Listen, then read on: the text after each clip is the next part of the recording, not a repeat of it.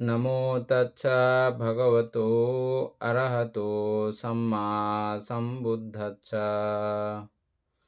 জগৎপূজ্য মহাকারণিক তথাগত সম্যক সম্বুদ্ধ শ্রীচরণে কৃতজ্ঞ প্রণাম নিবেদন করে পূর্ণপারমিতে অংশগ্রহণকারী সকল উপাসক উপাসিকাগণের নিরোগ দীর্ঘায়ু সুখী জীবন তথা জ্ঞান বিমণ্ডিত জীবন কামনায় শুরু করতে চলেছি আজকের অভিধর্ম চর্চা ক্লাস।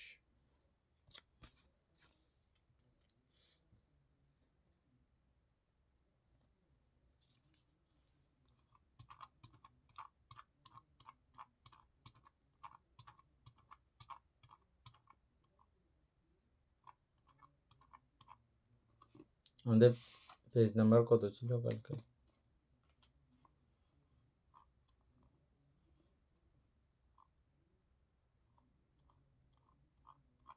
বান্ধের দর্শক কুশল কর্মপদগুলা আলোচনা হচ্ছিল।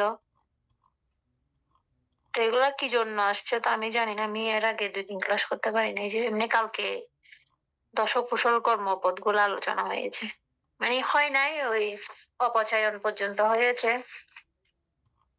আজকে আরো আছে।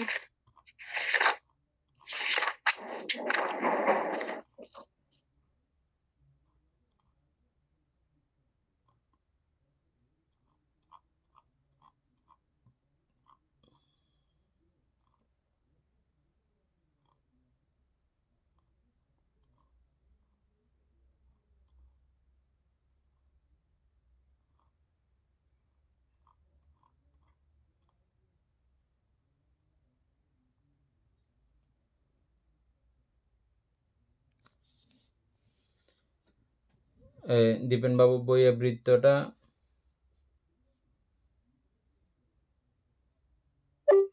অমিতা বড়ুয়ার খাতায় আগে থেকে লেখা ছিল, দশবিধ কুশল কর্মের একটা লিস্টই ছিল।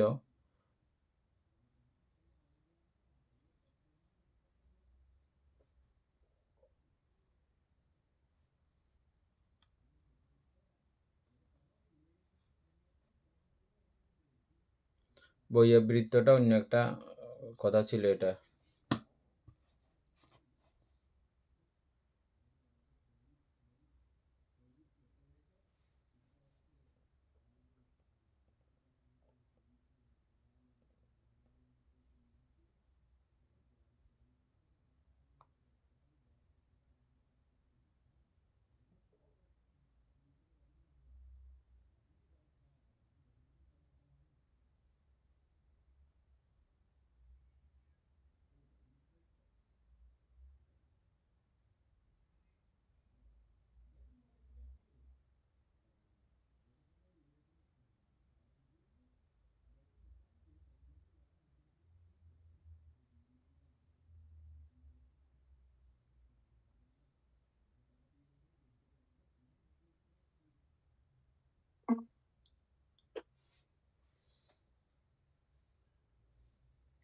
বইয়ের বৃত্ত মানে গৌরব প্রদর্শন করা,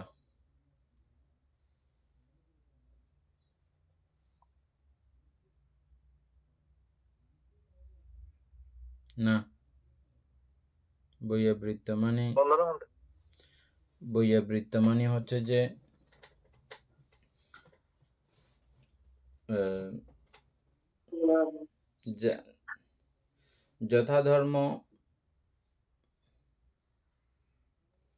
যথাধর্ম পরিবারের অন্যান্য সদস্যদের প্রতি ভরণ পোষণ, এই জাতীয়। পাইছেন দীপেন বাবু বইয়ের বৃত্ত? আমাদের নিচে টিকা দেওয়া আছে। বইয়ের বৃত্তের টিকা দেওয়া আছে।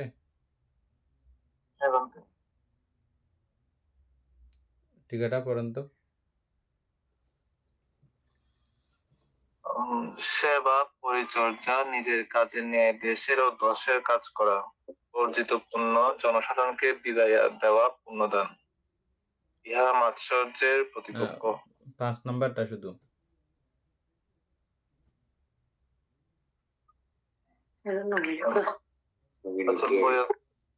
অপচয়নের পরেরটা।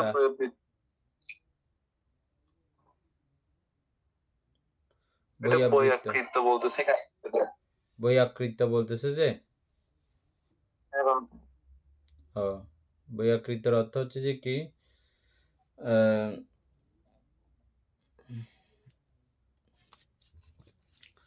অর্থাৎ আমি আগে থেকে যেটা জানি, এটা এমনি টিকারটা পরে আলোচনা করতেছি।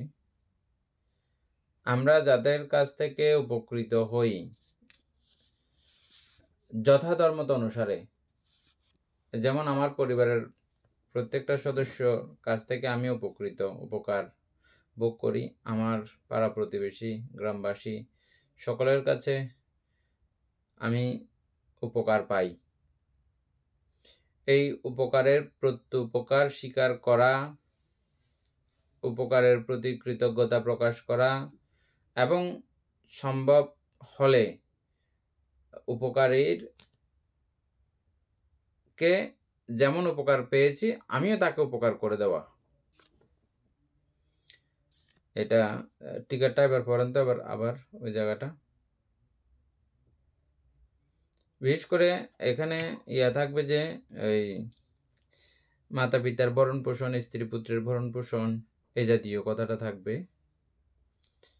মানে এটা থাকার কথা, কিন্তু বইয়ে বৃত্তটা শব্দটা আগে পাই নাই বলে মনে হচ্ছে।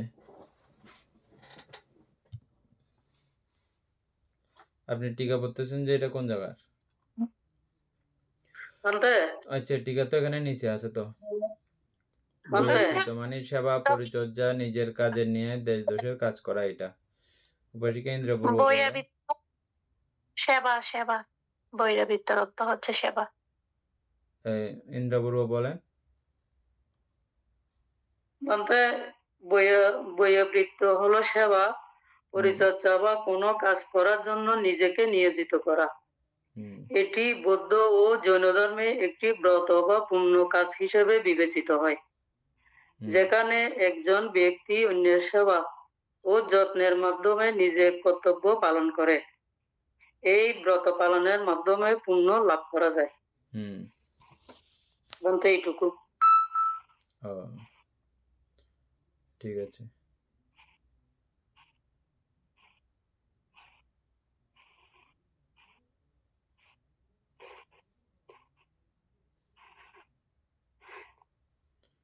তারপরে পুণ্যদান তো আমরা চিনি।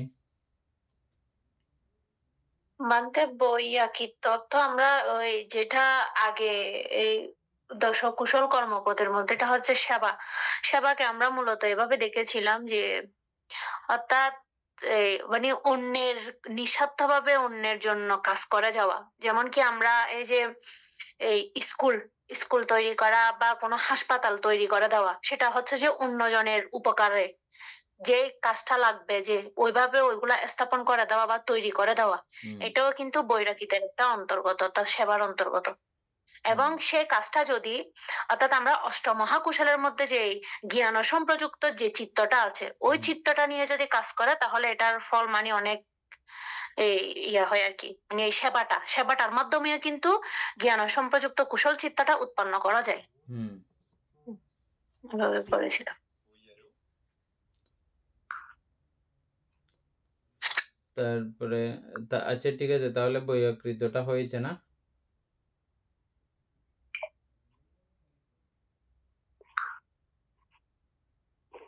তারপরে পুণ্যদান।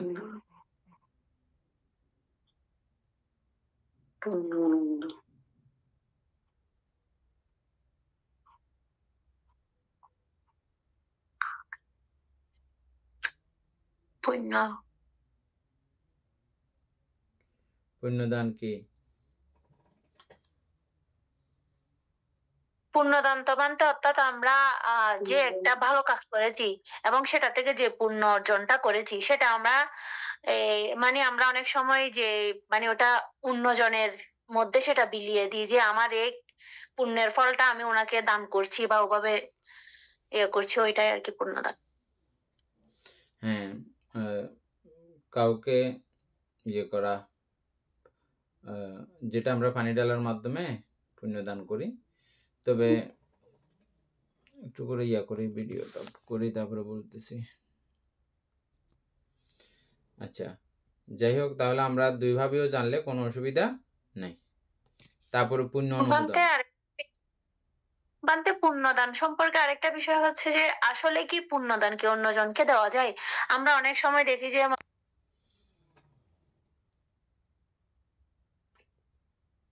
অনেক সময় এরকম ঘটনা ঘটবে, দেখবেন আপনি কাউকে ফোন করতে চাচ্ছেন, ফোন করবেন করবেন বলে ভাবছেন 2-3 দিন ধরে, ও ফোন করে ফেললো। কাউকে আপনি ভাবছেন, কারো কথা চিন্তা করছেন, ও দেখবেন যে আপনাকে ভাবা শুরু করছে বা চিন্তা করা শুরু করছে। এরকম কখনো আপনাদের জীবনে ঘটেছে? কারো কাছ থেকে প্রমাণ পেয়েছেন? এটা প্রমাণ তখনই পাওয়া যায় মানে আপনি ভাবতেছেন ওর কথা, ও আপনাকে ফোন করে ফেললো, অনেকদিন তোমার কথা খুব মনে পড়তেছে বা এটা সেটা। হ্যাঁ, এরকম কিছু ঘটনা আমাদের জীবনে ঘটে। এটা ঘটার পেছনে কারণ হচ্ছে যে আমাদের এই চিত্তের এর একটা ভাইব্রেশন এটা কাজ করে। তো বুদ্ধ দৃষ্টি মতে আমাদের এই জন্ম জন্মান্তরের জ্ঞাতিগুলো এরকম একটা আমাদের যাদের সঙ্গে আমাদের সাক্ষাৎ হয়, দেখা হয়, তাদের সঙ্গে এরকম একটা ভাইব্রেশন সংযোগ তৈরি হয়। এটা নির্দিষ্ট অনেক জন্মব্যাপীও পর্যন্ত এটা কার্যক্রম পরিচালিত থাকে। এনে বোঝা যাচ্ছে কি বিষয়টা? দীপেন বাবু, এটা বুঝতে পারতেছেন, বিশ্বাস করতে পারতেছেন? বান্তে বোঝা যাচ্ছে কিন্তু বিশ্বাস হচ্ছে না, কথা হচ্ছে এটা। বিশ্বাস না হওয়ার জন্য আমি প্রেমিক প্রেমিকার গল্প বলতে পারি, বা মাতা পুত্রের গল্প বলতে পারি, পিতা পুত্রের গল্প বলতে পারি, এবং বন্ধুর গল্প বলতে পারি। খুব হৃদয়ে কানেক্টেড বন্ধু কতগুলো আছে, হ্যাঁ, তো এগুলো সরাসরি ওই রকম বন্ধুত্বপূর্ণ প্রেম না হইলে সত্যি সত্যি বন্ধু আর কি। আমরা তো অনেক সময় স্বার্থের কারণে আমরা বন্ধু বানাই, সাথে মানে একদম সত্যি নিবিড় ভাবে যার সঙ্গে আমাদের বন্ধুত্ব, ওর সঙ্গে এরকম একটা কানেক্টেড হয়ে যায় আমাদের অটোমেটিক ভাবে। ওই জাতীয় মানুষের প্রতি যদি এরকম কেউ কামনা করে, তখন এটা এই পুণ্যদান, এটা বাস্তবিক আর কি। ঠিক আছে? কিন্তু বর্তমান বিজ্ঞান এটা বললেও এটাকেও আমরা এত ফেলে দিচ্ছি না, মানে বর্তমান গবেষকগণ এটাকে আমরা, যেটা আমি বলতে চাইছিলাম আর কি, হ্যাঁ, ওটাকেও ফেলে দিচ্ছি না। আর আমরা আগে থেকে যেটা জানি সেটাকেও এখন আর একটু কি করলাম, প্রমাণ করলাম। আরো প্রমাণ করতে চাইলে আমি আরো কিছু প্রত্যক্ষভাবে করব পরে। হ্যাঁ, বান্তে আরো কিছু জিনিস স্পষ্ট হওয়া গেছে, অর্থাৎ শুধুমাত্র জল ঢেলে যে পুণ্যদান করা শুধু পুণ্যদানের মধ্যে পড়ে না, হ্যাঁ, অনেক শুধু কিছুর যে মধ্যে জল পড়ে। ঢেলেই পুণ্যদান হয়ে যায় এমন না। জল ঢালা তো আমরা শুধু এটা এটা পানি, মানে এখানে চারিধাতবীয় পদার্থ আছে, ওই বিষয়টাকে আমরা সাক্ষী করতেছি, এবং পৃথিবীতে ঢেলে পৃথিবীকে সাক্ষী করতেছি বিষয়টা। হ্যাঁ, তো এরকম একটা সাক্ষীগত ব্যাপার আর কি, অন্য কিছু তো এরকম সাক্ষী করার মতো নাই। এই দুই বিষয়কে সাক্ষী করে এই জিনিসটা আমরা করি।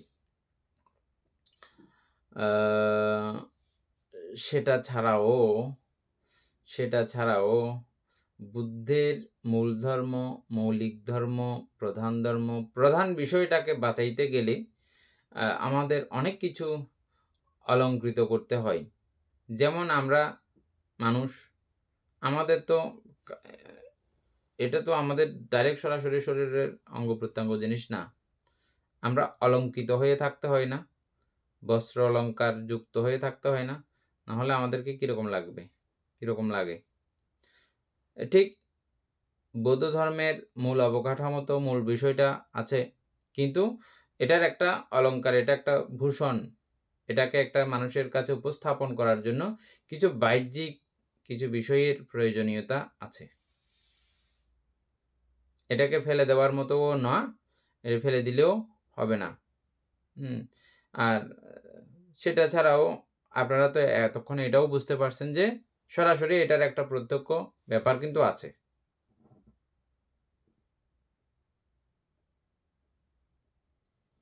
বুঝতে পারছেন দীপন বাবু?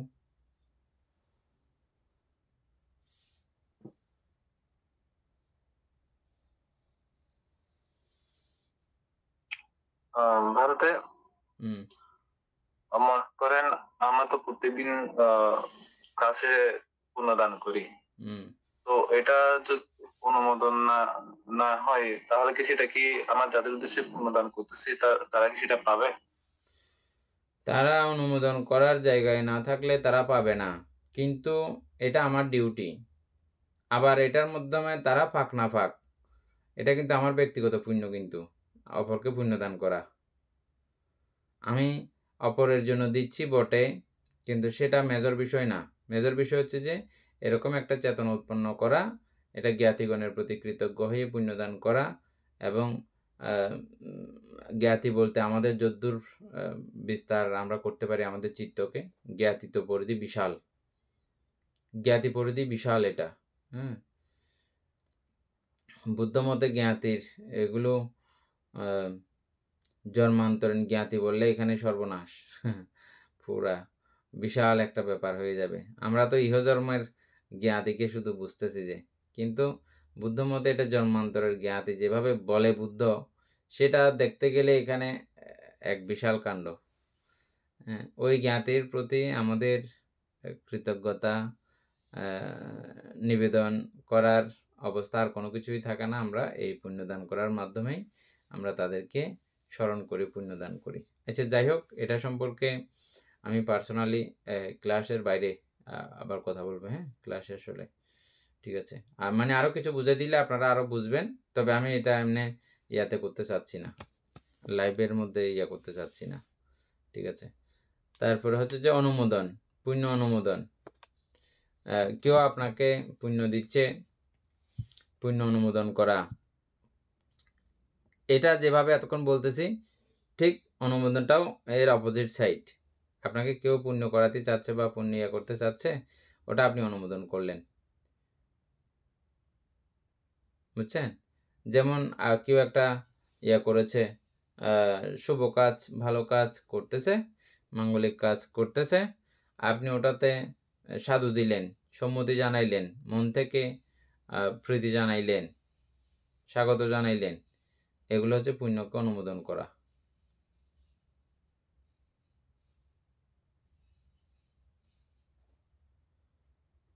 এনে বোঝা গেছে না?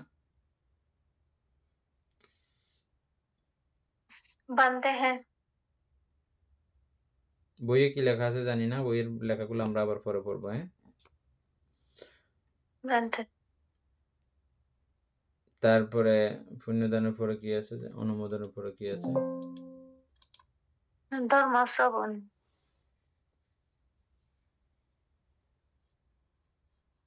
হ্যাঁ, ধর্মশ্রবণ তো বুঝতেছেন সবাই। ধর্মশ্রবণ বলতে 52 প্রকার চৈতসিক সবগুলোই ধর্ম, এবং সবগুলোই শ্রবণ করতে হবে। অকুশলগুলো কেন শ্রবণ করতে হবে বলেন তো লিপিকা বড়ুয়া? অকুশল ধর্ম কেন শ্রবণ করতে হবে? আমি বলছি যে 52 প্রকার ধর্ম, সব এগুলোই ধর্ম। এই ধর্ম সবগুলোই শ্রবণ করতে হবে, তাহলে সেখানে অকুশল ধর্ম আছে। অকুশল ধর্ম শ্রবণ করতে হবে কেন?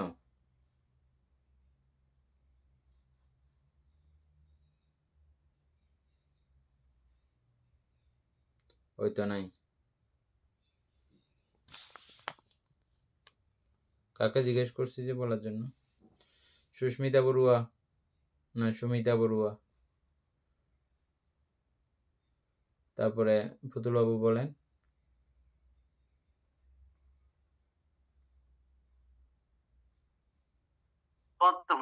সম্পর্কে না,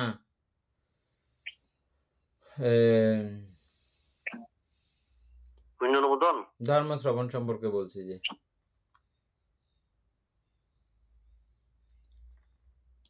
ধর্ম শ্রবণ,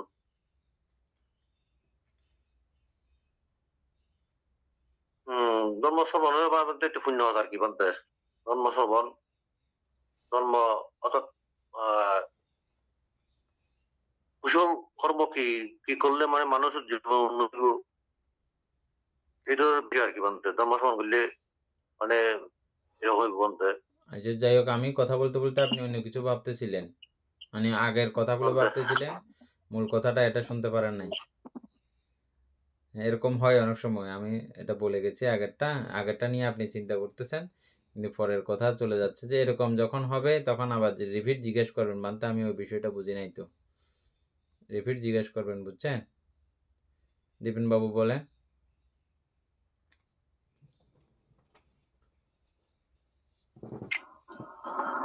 তান্তে অকুশল ধর্ম থেকে বিরত থাকার জন্য কুশল ধর্ম অবলম্বন করতে হয়। এনি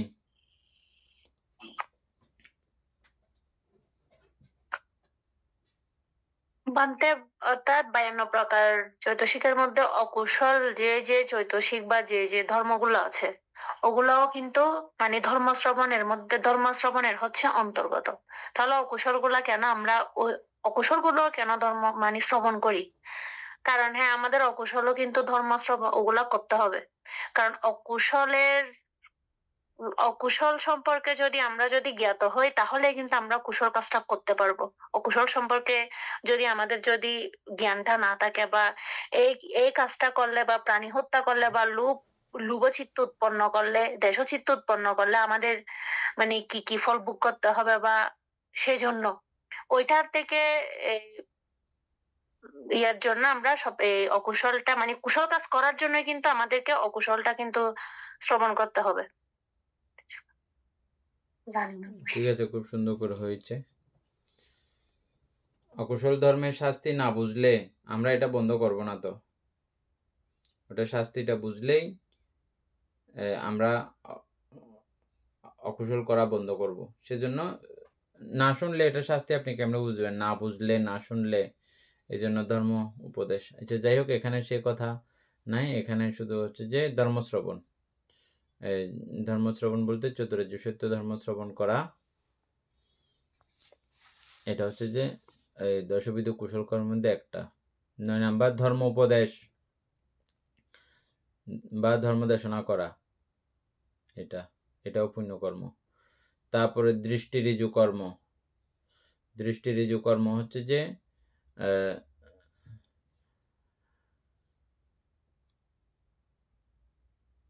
চারিয়ার্য সত্যের অভ্যন্তরে বা বিপক্ষে আচরণ না করে চলা। দৃষ্টি ঋজু মানে দৃষ্টি সোজা করে কর্ম সম্পাদন করা।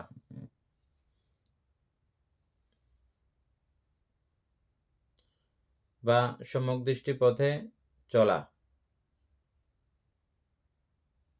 সম্যক দৃষ্টি লোকীয়ভাবেও আচরণ করা যায়, আন্তরিকভাবে না হইলেও এই ত্রিপিটক বোঝার মাধ্যমে, ত্রিপিটক জানার মাধ্যমে একটা মোটামুটি একটা সম্যক দৃষ্টি, সম্যক ধারণা তৈরি হয়। কি সম্পর্কে? পঞ্চস্কন্ধ সম্পর্কে বা নামরূপ সম্পর্কে।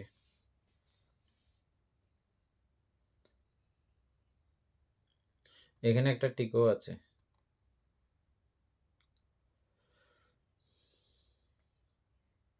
কই টিকাটার ইয়া নাই না?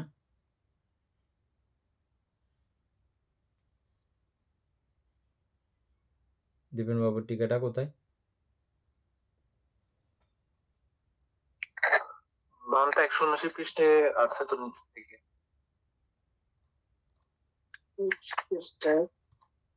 একসাথে দিয়ে ফেলছে বান্তে, একসঙ্গে দিয়ে ফেলছে যে। অর্থাৎ অর্থাৎ সম্যক দৃষ্টি অর্জনে হচ্ছে যে দৃষ্টি ঋজু কর্ম, বা আপনি বলেছেন তো হ্যাঁ, সম্যক সম্যক দৃষ্টি অর্জনে। অর্জনে হচ্ছে যে দৃষ্টি ঋজু কর্ম। তারপরে এটাই 10 নম্বর শেষ তো।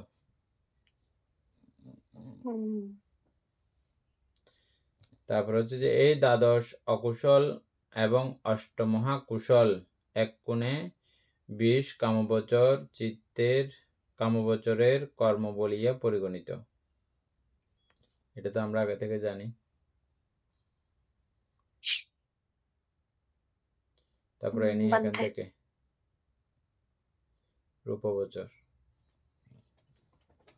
রূপবচর কুশল শুধু মনোকর্ম, তাহা ভাবনাময় চিত্তের উৎকর্ষ সাধন এবং অপর্ণা যবনযুক্ত।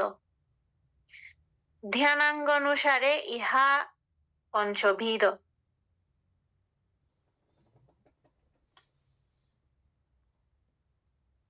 বাদে এটা আলোচনা করবে নাকি? রূপবচর কুশল, এখানে কায়িক কোনো কর্ম নাই, বাচনিক কোনো কর্ম নাই, এটা সম্পূর্ণ মানসিক।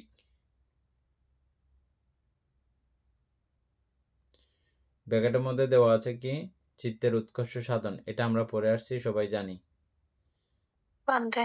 মানে অপর্ণা যবন সংযুক্ত, অপর্ণা যবন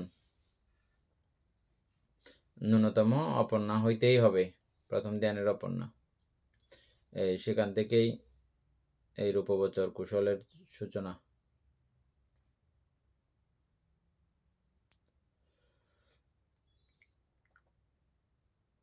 তাহাও ভাবনাময় এবং অপর্ণা যবনযুক্ত। আলম্বন ভেদে চতুর্বিধ। অরূপবচরেরটাও। অরূপবচরটা হচ্ছে মনোকর্ম। হ্যাঁ, এটা হচ্ছে যে চিত্তের উৎকর্ষ সাধন। এগুলো এমনি টিকা আছে, টিকা থাকলে এগুলো তো আমরা আগে যেহেতু জানি, আর এগুলো পড়তেছি না, কেউ না জানলে বলেন।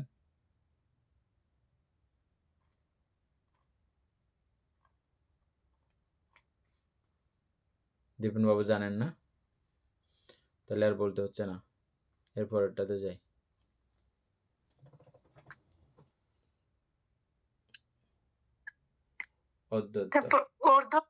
ঊর্ধ্বত্ব সম্প্রযুক্ত অকুশলটি ব্যথিত অবশিষ্ট একাদশ অকুশল অপায়ভূমিতে প্রতিসন্ধি জন্মায়।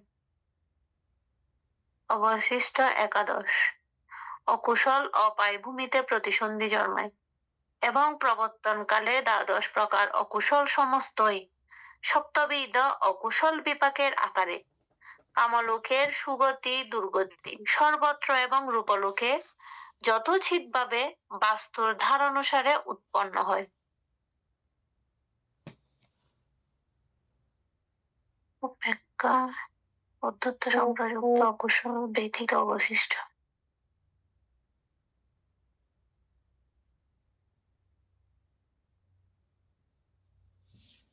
ওইটা কোথায় জন্মগ্রহণ? অধ্যত্ত সম্প্রযুক্ত অকুশল ক্রিয়াটি মানে অধ্যত্ত আছে তো, টিকাতে যাও না। টিকাতে তো বলছে যে দ্বিতীয় পৃষ্ঠায় উল্লেখিত মোহমূলক উপেক্ষা সহগত অধ্যত্ত সম্প্রযুক্ত অকুশল চিত্তটি। এটা দিয়া ইয়াতে যায় না, এটা এমনি প্রতিসন্ধি প্রবর্তনকালে ফল দেবে আর কি এটা। আচ্ছা, হ্যাঁ, দ্বাদশ নিচে বলছে প্রবর্তনকালে দ্বাদশ প্রকার অকুশল সমস্তই সপ্তবিধ অকুশল বিপাকের আকারে কামলোকের সুগতি দুর্গতি সর্বত্র এবং রূপলোকে যথোচিতভাবে বাস্তু ধারানুসারে উৎপন্ন হয়। আচ্ছা, এটা তো একদম রূপলোকেও বানতে ফল দিবে এই অকুশল ইয়াটা সর্বত্র। ফল বলতে ঘটনা আছে এখানে, সরাসরি চ্যুতির সময়ের একটা ব্যাপার আছে, সরাসরি চলাকালীন সময়ে দেবলোকে এবং রূপ ব্রহ্মলোকে এগুলো ফল দেওয়ার সুযোগ নাই। তবে সিস্টেম ওয়াইজ দেখা যাচ্ছে যে চ্যুতির সময়ে এগুলো ফল চলে আসে, চ্যুতির কালে। অন্য সময়ে এগুলো দেওয়ার মতো ক্ষমতা নাই, এখানে বললেও হবে না। এটা আবার পড়ো, এটা কি লেখছে এটা আবার বলো। এবং প্রবর্তনকালে দ্বাদশ প্রকার অকুশল সমস্তই সপ্তবিধ অকুশল বিপাকের আকারে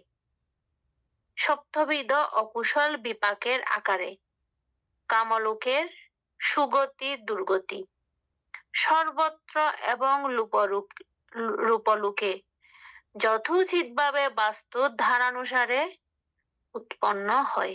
এই দেখছো, ওই তো ওটাটা আলাদা, এই কামলোকের বেলা এটা আলাদা, রূপলোকে কিন্তু ব্রহ্মলোকের বেলা কিন্তু যথোচিত ভাবে কথা একটা সংযুক্ত করেছে। ওটার মাধ্যমে বুঝতে হবে যে এটা ওই প্রবর্তনকালের সময় এগুলো আসার সুযোগ নাই। এবং বাস্তুর ধারানুসারে বলছে যে হ্যাঁ, উৎপন্ন হয়েছে। ওই বাস্তুর দ্বার অনুসারে, যে যেখানে বাস্তু ওরকম নাই ওখানে ওরকম উৎপন্ন হবে না, ওরকম একটা ব্যাপার আছে। হ্যাঁ, হ্যাঁ আর হ্যাঁ আমরা নর্মালি জানতে। জানি যে যতক্ষণ তিনি ব্রহ্মলোকে অবস্থান করবেন ততক্ষণ পর্যন্ত কোনো অকুশল চিত্ত সেখানে ফল প্রদান করার কোনো সুযোগ নাই। এটা জানতে। আমরা আগে থেকেই জানি।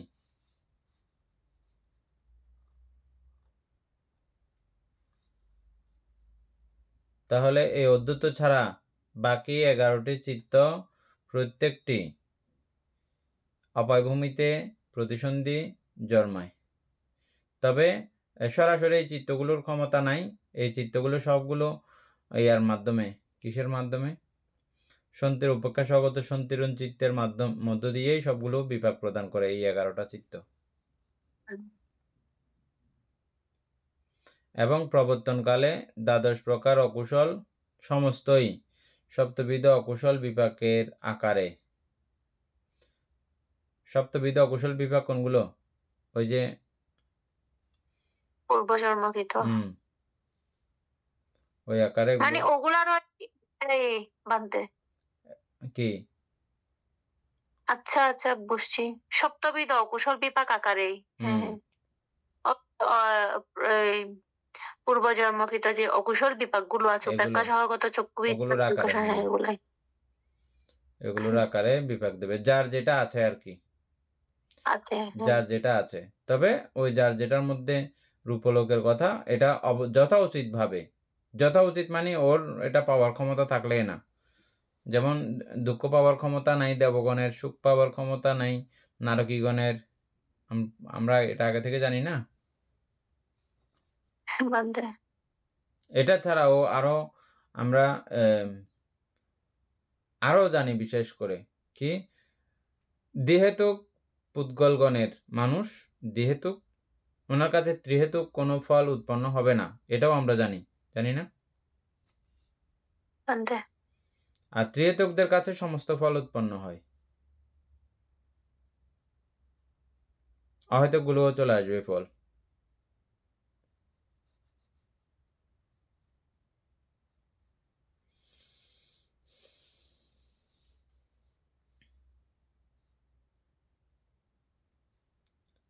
সর্বত্র এবং রূপলোকে যথোচিতভাবে বাস্তু দ্বার অনুসারে উৎপন্ন হয়।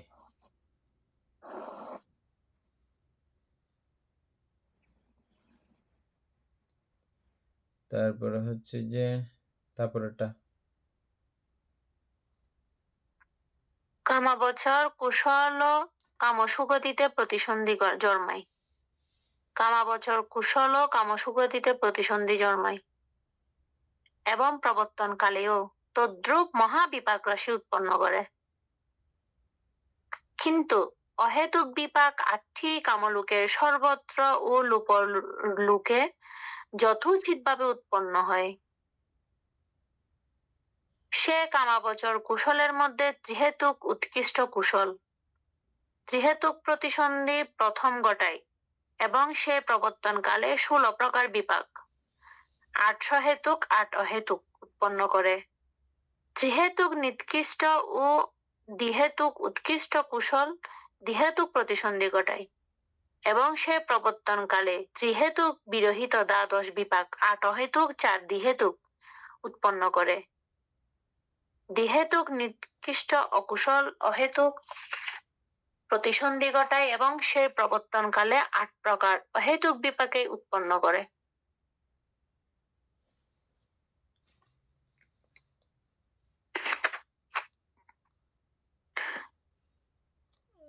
দিবেন বাবু, বুঝে যাচ্ছে এগুলো না?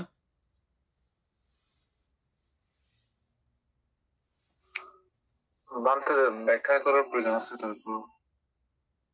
আমি বুঝতেছি তাও একটু একটু। বুঝতেছি না। এনি প্রথম লাইন সম্পর্কে কি বুঝছো বলো? কামবচর। এখানে বলছে যে কামাবচর কুশল কর্ম, অর্থাৎ কামাবচর যে আমরা কুশল কর্মগুলা যে ৮ প্রকার যে মহাকুশল আছে, ওই কুশল গুলা যদি উৎপন্ন করি সেটা আমাদের ছুটির সময় প্রতিসন্ধি ঘটাবে যে অর্থাৎ কামসুগতিতেই। কামসুগতি মানে অর্থাৎ যে মনুষ্যকুলে, তারপরে হ্যাঁ মনুষ্যকুলে মানে ভালো ইয়াতেই প্রতিসন্ধি ঘটাবে আর কি, ত্রিহেতুক ভাবে। ত্রিহেতুকের কথা এখানে নাই। ৮টা চিত্ত সবগুলোই কুশল, আর এগুলো কামসুগতিতেই প্রতিসন্ধি ঘটাবে। কামসুগতি 7টা, মনুষ্যলোক এবং 6 দেবলোক, এই জায়গাগুলোতে ছয় দেবলোক। প্রতিসন্ধি ঘটাবে। এদের পাওয়ার এদূর পর্যন্ত।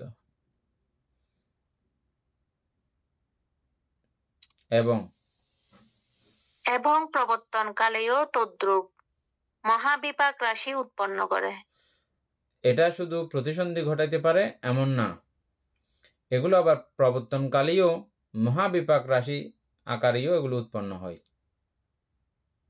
বুঝছেন দেবেন বাবু না? মানে এগুলো ফল দিলে আপনার প্রবর্তনকালেও অনেক সময় হ্যাঁ, সেটা ফল অনেক দেয়। পরিবর্তিত আপনি দেখবেন। ওই অষ্টমহাবিপাক এগুলো তো বুঝতে হ্যাঁ। পারলাম তো। অষ্টমহাবিপাক মানে ওগুলো আর কি, কুশলের সমনুষ্য সহগত জ্ঞান সম্প্রযুক্ত থেকে অপেক্ষা সহগত জ্ঞান অভিপ্রযুক্ত সংস্কারিক চিত্ত এগুলো। মানে এইসব চিত্তগুলা শুধুমাত্র বলতে আমাদের প্রতিসন্ধি ঘটায় না, শুধুমাত্র আমাদের প্রবর্তনকালে বা আমাদের জীবনের মধ্যেও কিন্তু অনেক সময় সেটা ফলটা প্রদান করে বা বিপাক দেয়। এটা বলতে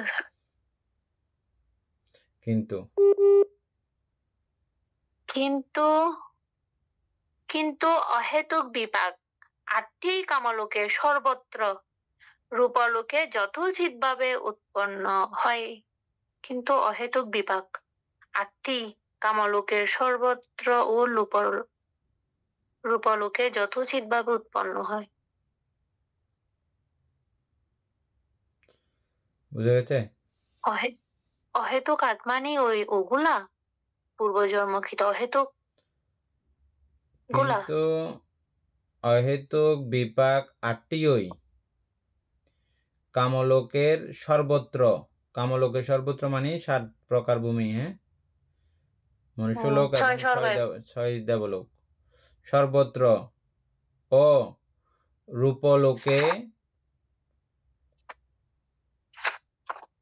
যথোচিত ভাবে, ওই যে যথোচিত কথাটা লাগিয়ে ইয়ে করেছে, মানে যেখানে যেটা ওই যেই বাস্তু যাদের আছে সেই বাস্তুর আকারে, বুঝা গেছে?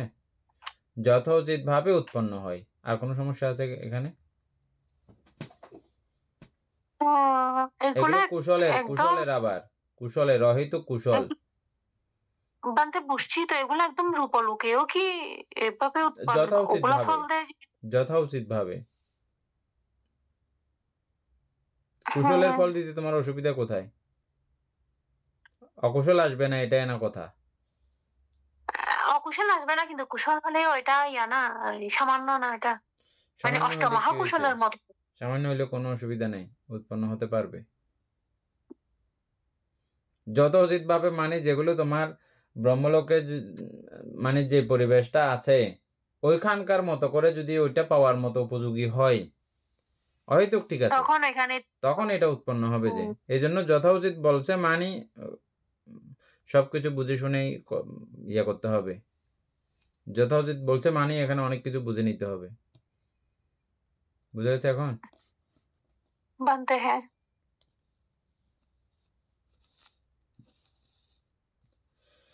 সেই কামবচর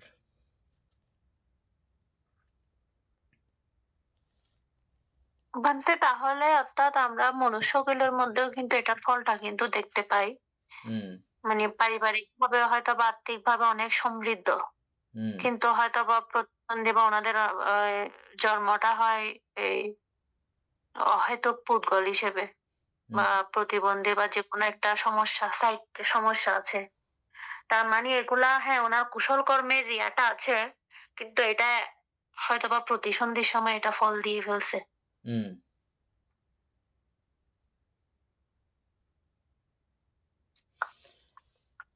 প্রতিসন্ধির সময় কোনটা ফল দিয়েছে যে? ঘন্টা তা আমরা তো এই যে অহেতুক যে সন্তিরণ হুম মানে অহেতুক উপেক্ষা সহগত সন্তিরণ চিত্ত সেটাও কিন্তু কুশল। হুম কুশলের মধ্যে এটা যদি অর্থাৎ এই মনুষ্য লোকে যদি ওনাদের যদি প্রতিসন্ধি ঘটে হুম তবে প্রতিসন্ধি হলেও ওনারা অহেতুক পুদ্গল হিসেবেই থাকে। মানে অহেতুক কিরকম যে মানে সুস্থ বা স্বাভাবিক হিসেবে জন্মগ্রহণ করে না। হুম মানে যেকোনো একটা ইয়াতে থাকে। হুম কিন্তু অনেক সময় দেখা যায় যে উনারা অনেক সমৃদ্ধশালী বা একটা ভালো পরিবারের মধ্যে জন্মগ্রহণ করেছেন। এখানে ঘটনা হচ্ছে যে আহ,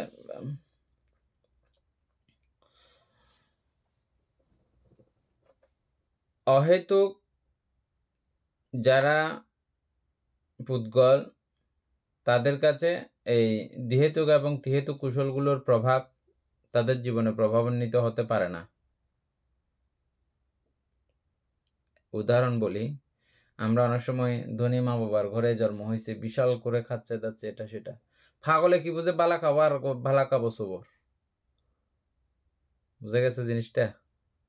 পাগলের জন্য ভালো মানে হলেও কিছু না, খারাপ হলেও কিছু না, ওটা ওর ভোগের কোনো বিষয় হয় না। আমি এটা যদি যেটা আমার সঙ্গে মনের সঙ্গে ইয়া না হয়, আমরা বলতেছি যে ঠান্ডাটা খুব ভালো, হ্যাঁ ঠান্ডা ভালো না খারাপ আপনি বরফের দেশে যাইলে বুঝবেন তখন, বুঝছেন? গরম আমরা বলতেছি গরম খারাপ, হ্যাঁ শীতের দেশে যাইলে আপনি বুঝবেন যে গরম ভালো না খারাপ। ঠিক একইভাবে প্রত্যেকটা অঞ্চলের জন্য এরকম করে, বুঝছেন? ঠিক একইভাবে বুঝতে হবে যে এই পাগলের জন্য এরকম কোনো ভালো এবং খারাপের কোনো ব্যাপার ওরকম নাই। এটা ওই ফলগুলো অহেতুকভাবেই ওর কাছে উৎপন্ন হবে, যে ও ত্রিহেতুক ফলগুলো পাবে না। বলতে তাহলে এটা কি ফল হিসেবে উনি উৎপন্ন হয়েছেন? মানে হ্যাঁ ঠিক আছে একটা একদম সমৃদ্ধশালী পরিবারের মধ্যে কিন্তু অহেতুক ভাবে জন্মগ্রহণ। তার মানে উনার কি সে ফলটা ছিল না যে এত উনি যে সমৃদ্ধশালী খাচ্ছে পরিবারের মধ্যে এগুলো খাচ্ছে, গ্রহণ? আমরা বলতেছি যে কি ও নাইলে এত পাওয়ারফুল খাবারগুলো কিভাবে খাচ্ছে, বলতেছি না এরকম? ওর এটা পুণ্য না থাকলে খাচ্ছে কিভাবে? হ্যাঁ ওর এটা আছে, সবকিছু আছে, ও অনেক সময় সাপোর্টিং কিছু ব্যাপার আমাদের থাকে, এগুলো সবগুলো যে ওনার পুণ্যের কারণে হবে, ওনার কর্মগত কারণে হবে এমন না, এমন না। পারিপার্শ্বিক অন্যদের পুণ্যের কারণেও এই জ্ঞাতিটা এরকম কিছু সহযোগিতা সাপোর্ট কিছু পাইতে পারে। এটা যে ওনার ওই ত্রিহেতুকতার ফলে ত্রিহেতুক পুণ্যের কুশল আসছে এখানে ওরকম বললেও সবসময় হবে না। বোঝা গেছে না? বোঝা যায় না বিষয়টা? এটা জটিল আছে কিন্তু একটু প্রশ্নটা, না বুঝলে বারবার জিজ্ঞেস করো। মানে অন্যজনের সাপোর্টের কারণে কিভাবে ওনার এটা প্রতিসন্ধিটা বিভাজ্যবাদ, এরকম যেটা করে বলতে হবে? চাইছি এটাই বিভাজ্যবাদ। অর্থাৎ আমার কোনো কুশলাকুশলের ব্যাপার নাই, আমি হঠাৎ করে কিছু একটা পাইলাম, হঠাৎ করে কোনো একটা কিছু পেয়ে গেলাম, ওটা যে আমার একান্তই কর্মফলে সৃষ্টি হয়েছে, আমার পুণ্যফলে সৃষ্টি হয়েছে এমন কথা বলা যায় না। এবং কোনো একটা বিশাল কিছু খারাপ কিছু হয়ে গেল, এটা আমার কর্মফলে হয়েছে এমন কিছু বলা যায় না। এটা আমাদের বাতাতাপজনিত নানা কারণে এগুলো হয়ে যেতে পারে। মূর্খ পাগল অন্ধগন্ধ মানুষের কারণেও, ডাকাত চোর এই জাতীয় বদমাইশের কারণেও, দেশের নানা ধরনের অরাজকতা অস্থিরতার কারণেও আমার এরকম কর্ম ছাড়াও অনেক বিষয় এরকম করে উপস্থিত হয়ে যেতে পারে। এগুলো সবগুলো কর্মের উপরে দায়বদ্ধতা আনায়ন করে না। এটা তো আমরা আগে বহুবার আলোচনা করেছি না? হ্যাঁ এই বিষয়টা তো আলোচনা করেছে যেটা আমরা ওই হ্যাঁ মৃত্যুর ঠিক বা একইভাবে ওই ওই মৃত্যু ছেলেটা যে এই মানে ওই যেগুলো খাচ্ছে দাচ্ছে ভালো পরিবারের মধ্যে আছে, ওটাকে ও ত্রিহেতুকের প্রভাবে পেয়ে যাচ্ছে এমন বলা যাবে না, দ্বিহেতুকের প্রভাবে পেয়ে যাচ্ছে এমন বলা যাবে না। ওটা হচ্ছে সে পরিবারের সূত্র ধরে সে খাচ্ছে, এক। দ্বিতীয় কথা হচ্ছে যে পাগলের ভালো মন্দের কোনো বিচার নাই, পাগলের ভালো মন্দ বুঝে না, এটা ভালো এটা মন্দ কখনো পাগলকে জিজ্ঞেস করলে বুঝা যাবে, এটা এমনি জিজ্ঞেস করা যাবে না, ঠিক আছে? পাগলের ওরকম করে ভালো মন্দ বোঝার অতটুকু প্রক্রিয়া আমাদের যতটুকু আছে ওটা পাগলের নাই। এটা জাস্ট একটা উদাহরণ দিলাম। হ্যাঁ, তারপরে আদা কানা লেঙ্গা বেউর এগুলোর জন্য এরকম আছে, আরো আছে, এটা অবশ্য অনেকগুলো আলোচনা আছে। বিভাজ্যবাদীটা বুঝতে বুঝতে এটা পুরোটা একসময় ক্লিয়ার হয়ে যাবে, এটা যে আটকে থাকবে এমন না। বিভাজ্যবাদটা আরো কমপ্লিট হলে হবে।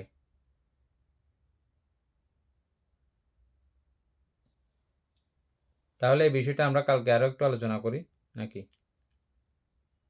কোনটা যে বান্তে এটা আমি বলতে চাচ্ছি যে, অর্থাৎ এই মানে অহেতুক ভাবে যারা হয়তো বা আমরা অহেতুক কাদেরকে ধরি, যারা হয়তো বা শারীরিক ভাবে যে কোনো একটা সাইট ওদের যদি অক্ষম থাকে, ওদেরকে আমরা অহেতুক ফল হিসেবে দেখি।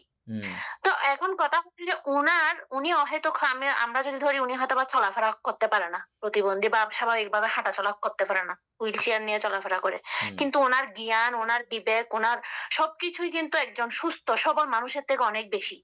এবং উনি এমন একটা পরিবারের মধ্যে ওনার প্রতিসন্ধিটা হয়েছে, জন্মটা হয়েছে, পরিবারটাও কিন্তু ওরকম যে মা বাবা উচ্চ শিক্ষিত, ভালো একটা পজিশন, টাকা পয়সা, ধন সম্পদ, কোনো কিছুর অভাব নাই। তার মানে উনার কি পুণ্যর কি ফল ছিল না? পুণ্যর ফল ছিল বিদায় তো উনি এই পরিবারে জন্মগ্রহণ করেছে বা এরকম জ্ঞানী হয়ে জন্মগ্রহণ করেছেন। শুধুমাত্র এক সাইডেই উনার আছে যে মানে একটা সাইড শুধুমাত্র চলাফেরাটা করতে পারে না, বাকি সব সাইড হচ্ছে একজন সুস্থ সবল মানুষের থেকে ওরকম জ্ঞানটা নেই। তো ওই ক্ষেত্রে ওনার তো ওইটা শুধু এক সাইডে ওনাকে বিপাকটা দিয়েছে, বাকি সাইড তো ওনার কি পুণ্যকর্ম আছে না বা কুশল কর্মের ফল আছে না? আমি ওইটা বলতেছি। এটা বুঝলে বিভাজ্যবাদটা আরেক ধাপ এগিয়ে যাবে। এই জিনিসটা বুঝলে আমার এই মাতা পিতার সঙ্গে সম্পর্ক হওয়ার পেছনে তথা এই দেশে জন্মগ্রহণ করার পেছনে, এই গ্রামে জন্মগ্রহণ করার পেছনে অনেক সময় হয়তো থাকে, অনেক সময় হয়তো থাকে না। অনেক সময় এটা কার্যকারণগতভাবেও এরকম হয়ে যেতে পারে, মানে অর্থাৎ আমার কোনো হাত নাই সেখানে, এখানে জন্মানোর জন্য, এরকম পরিবেশে আসার জন্য। কিন্তু অনেক সময় অনাহতভাবেও এই সমস্ত বিষয়গুলো ঘটে যায়। কর্মের ব্যাপারও আছে, আবার কর্মের ব্যাপার থাকে যে সেটাও আমাদের ওই উপঘাত কর্মের মাধ্যমে উলটপালট হয়ে যেতে পারে। হ্যাঁ, সহ নানাবিধভাবে এরকম কিছু সংগঠিত হয়ে যায়, এরকম ব্যাপার। কিন্তু মূল কথা আমরা যেটা জানি, অহেতুকের কাছে এরকম কোনো ত্রিহেতুক ফলগুলো ওনার কাছে আসবে না। তোমার প্রশ্ন হচ্ছে যে এটা পাচ্ছে কিভাবে? তাইলে এটা আমাদের কর্মবিপাক ছাড়াও অটোমেটিক ভাবে উৎপন্ন হতে পারে, এই কথা কি আমরা জানছিলাম? অটোমেটিক ভাবে, হ্যাঁ, অটোমেটিক ভাবে উৎপন্ন হয়। যেটাকে আমরা বিভাজ্যবাদ বলে আমরা দাবি করি। অটোমেটিক ভাবে, এটা কোনো কর্মের ব্যাপার না। অটোমেটিক ভাবে, সেই অটোমেটিক কথাকে বুদ্ধ এত বিশদভাবে দেখেছেন, এই বিশদভাবে দেখেছেন বলে তিনি বলেছেন, না ওহো, পৃথিবীর একছত্র রাজা হওয়ার চেয়েও, ত্রিলোকের শাসনকর্তা হওয়ার চেয়েও শ্রোতাবর্তী মার্গলাভকে তিনি শ্রেষ্ঠ বলেছেন। কারণ এখানে আমি এতভাবে এটাকে কন্ট্রোল করলাম, চিত্তকে কন্ট্রোল করলাম, সারা জীবনব্যাপী আমি চিত্তকে কন্ট্রোল করলাম, কিন্তু তথাপিও দেখা যায় যে এটাতে নানা রকমের বৈচিত্র্যতা ঘটে যেতে পারে। সব ব্যাপারগুলো আমার উপরে নির্ভরিত নয়। আমি ইহজীবনের কথাটা আমি নির্ধারিত করতে পারি। আমরা ওদিকে কর্মের মধ্যে একটা জিনিস দেখেছি, কৃতিত্ব কর্ম না কি একটা দেখেছিলাম লাস্টে 4 নাম্বারের মধ্যে, মনে আছে? কৃতিত্ব কর্ম, হ্যাঁ বান্তে। এই কৃতিত্ব কর্মের উপর আমাদের কারো হাত আছে? আরে আমি কোন জন্মে কি ছিলাম আমি নিজেও জানি না, আমি বাঘ ছিলাম না বালক ছিলাম, তখন তো আমি হত্যা করতে করতে আমার জীবন গেছে, নাকি না? এইগুলোর উপর আমার কোনো হাত আছে এখন? কিন্তু সিস্টেম অনুযায়ী দেখা যাচ্ছে যে ওটা উড়ে এসে জুড়ে বসে যেতে পারে আমার চোখে চিত্তক্ষণে, নাকি পারে না? নাকি পারে না? পারে বান্তে। বুঝে গেছে এখন? মানে এরকম, এটা তো তারপর আমি কর্মের কথা বললাম, ওই সাইড দিয়ে। কিন্তু এটা ছাড়াও এটা তো আছে কর্মের মধ্যে, আমার ভবাঙ্গের মধ্যে জমা আছে, সেভকৃত আছে। এরকম সেভকৃত নাই এমন বহু বিষয়ের সঙ্গে আমাদের পারিপার্শ্বিক কারণে এটা সংযোজিত হয়ে যেতে পারে, বিযোজিত হয়ে যেতে পারে। এটাকেই বলা হয় বিভাজ্যবাদ, এটাকেই বলা হয় বৌদ্ধ দর্শন। এটাকেই বলা হয় মানে সবসময় একান্তবাদী, একই রকম চলতে হবে, একই রকম হতে হবে, এমন কোনো ব্যাপার নাই। এখন বুঝে গেছে? बनते हैं। না না বুঝলে আবার বলে, এটা কালকে দরকার হলে আবার আলোচনা করব, কোনো অসুবিধা নেই। বলতে কারণ এখানে আমাদের একটা মামার ছেলে ওরকম আছে, তো ওনাকে দেখলে আসলে আমি এটা সবসময় চিন্তা করি। কারণ ওনার দুইটা ছেলের মধ্যে উনি মানে হচ্ছে এই লয়ার, এখানে শুধু প্রতিবন্ধী, মানে হাঁটা চলা করতে পারে না। যে সুস্থ মানে সবল, সে কিন্তু মা বাবার ভরণ নিতে পারতেছে না বা দায়িত্ব নিতে পারে না, কিন্তু এই ছেলেটাই কিন্তু ওনাদের দায়িত্ব নিয়েছে। মানে সেটা একটা অবাক করার মতো বিষয়।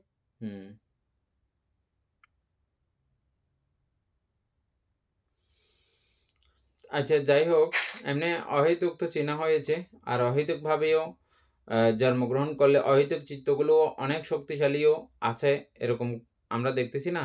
অহেতুক ঠিক আছে, কিন্তু তার বস্তুও ছিল অসাধারণ। অহেতুক মানে শুধু জ্ঞান নাই যে আর কি,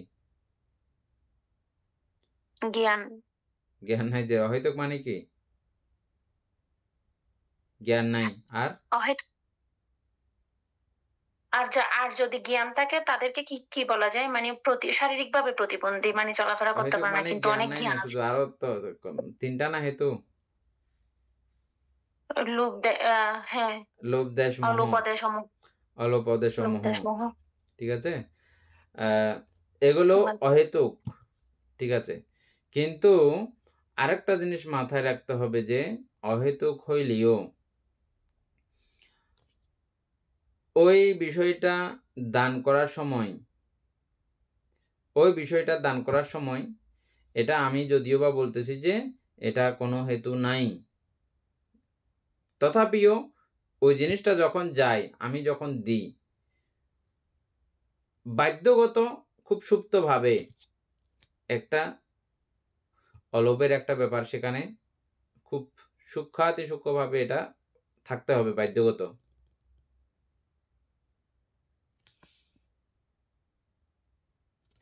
বুঝা গেছে এই কথাটা? না বুঝা যায়নি? যতটুকু হইলে এটাকে লোভ এবং অলোভ এবং অহিংসা এই দুইয়ের মধ্যে এনে গণা যাবে, অতটুকু পর্যন্ত না আসলে এটাকে অহেতুক বলা হয়। মনে করো আমি এটাকে শুধু 50 ফাইলে, তখন আমি তোমাকে হেতু বানাইতে পারবো, না হলে এটাকে হেতু হিসেবে লেখা আমার পক্ষে সম্ভব না। 49 হয়েছে, তাও অহেতুকের মধ্যে থেকে যাবে। ওই অহেতুকের মধ্যেও তোমার নাম্বারিং এর যদি ব্যবস্থা করো, এই জিনিসটা মিলে যাবে। এখন মানে অহেতুকের মধ্যে কেউ পাইছে 1, কেউ পাইছে 100, তো দুইজনের মধ্যে দুই অহেতুক, 1 যে পাইছে, 100 যে পাইছে, অহেতুক কিন্তু দুইজনেই। 100 পাইছে সে অহেতুক, অহেতুকের ক্যাটাগরির মধ্যে আর কি। কেউ পাইছে 1, কেউ পাইছে 100, তো দুইজনের মধ্যে একই রকম হবে?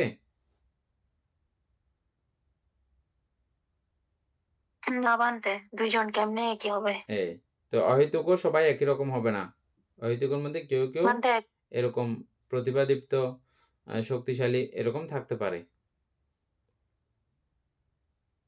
এখন বুঝছি, এখন পুরো ক্লিয়ার? হ্যাঁ। আবার আমরা এটাও জেনেছি যে হেতুযুক্তর মধ্যেও লাস্টের একটা চিত্ত বোধহয়, একটা না দুইটা চিত্ত, এটা দিবেন বাবুকে আমি বের করে রাখতে বলছিলাম। লাস্টের উপেক্ষা সহগত জ্ঞান প্রযুক্ত সংস্কারিক চিত্ত, এগুলোর মধ্যে যেগুলো একদম মানে নাম্বারিং কম থাকবে, এগুলোও অনেক সময় কি হয়ে যায়, এই প্রতিসন্ধি হয়ে যায়, কি অহেতুক প্রতিসন্ধি হয়ে যায়। কিন্তু এগুলো চিত্ত কিন্তু ত্রিহেতুক, এগুলোও অনেক সময় দেখা যাচ্ছে যে কি অহেতুক ভাবে জন্মগ্রহণ করে। তো ওরকমও হয়ে গেল, হতে পারে আমরা সিস্টেম ওয়াইজ দেখতেছি না। মানতে হ্যাঁ। আবার দিহেতুকের মধ্যে আমরা কিরকম দৃষ্টান্ত, সম্রাট অশোক, ওমা উনি দিহেতুক মানুষ, দিহেতুক পুদ্গল, সম্রাট অশোক।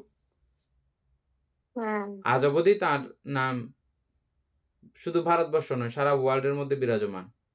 মরে গেছে কত বছর হয়ে গেছে না, অথচ উনি দিহেতুক পুদ্গল। তাহলে দিহেতুক পুদ্গল কত পাওয়ারফুল, কত কিরকম থাকে। হ্যাঁ, তবে হ্যাঁ ত্রিহেতুক পুদ্গল হিসেবে থাকলে উনি হয়তো বা শ্রোতাপত্তি মার্গফল লাভ করতে পারতেন বা অরহত্ত বলে প্রতিষ্ঠিত হতে পারতেন, যেহেতু এটাই ওনার আপন রক্ত সম্পর্ক যুক্ত দুই পুত্র কন্যা, দুজনেই অরহত ছিল। হ্যাঁ, আমরা সবসময় অরহত হয়ে যাওয়ার পরেও এই জ্ঞাতি সূত্রিতার বিষয়টা থাকে, যদিও বা সব প্রাণীগণ, সব মানুষগণ একাকার, কিন্তু এটা অরহত হওয়ার পরেও, বুদ্ধ হওয়ার পরেও এটা দায়িত্ববোধে, কর্তব্যবোধে, তথাপি একটা আমাদের একটা রক্ত সম্পর্ক যেটাকে আমরা বলি, এরকম একটা ব্যাপার এখানে কাজ করে, এটাকে অস্বীকার করা যায় না। যাই হোক, আজকে আমরা আরো 13 মিনিট অতিরিক্ত হয়ে গেছে। সদ্ধর্মপ্রাণ প্রিয় উপাসক উপাসিকা বৃন্দ, এতক্ষণ যাবৎ আমরা অভিধর্ম আত্মসংগ্রহ আলোচনা করতে গিয়ে অনেক বিষয় আলোচনা করেছি। কিছু বিষয় হাইড করা হইলেও আর বাকিগুলো সবগুলো অবশ্য অনলাইনে আছে। যাই হোক, আমরা এতক্ষণ যাবৎ এই ধর্মচর্চা করার প্রভাবে অনেক পুণ্য সম্পাদিত হয়েছে। পুণ্যরাশি অনন্ত চক্রবাসী সত্যগণকে দান করছি, গুরুভান্তি দেবকে দান করছি, মাতা পিতাগণকে দান করছি, এবং এই পুণ্যের কাছে আমরা প্রত্যেকে প্রার্থনা করব নির্বাণ লাভ, অবধি অসৎ ব্যক্তি, মূর্খ ব্যক্তি পাপমিত্রের সংসর্গ লাভ না করে সদা সর্বদা জ্ঞানদর্শী কল্যাণ মিত্রের সান্নিধ্য সংসর্গ লাভ করতে সক্ষম হয়। এরূপ সাধু সংকল্প পোষণ করে আজকের মতো ক্লাস এখানে সমাপ্ত করছি। সাধু সাধু সাধু।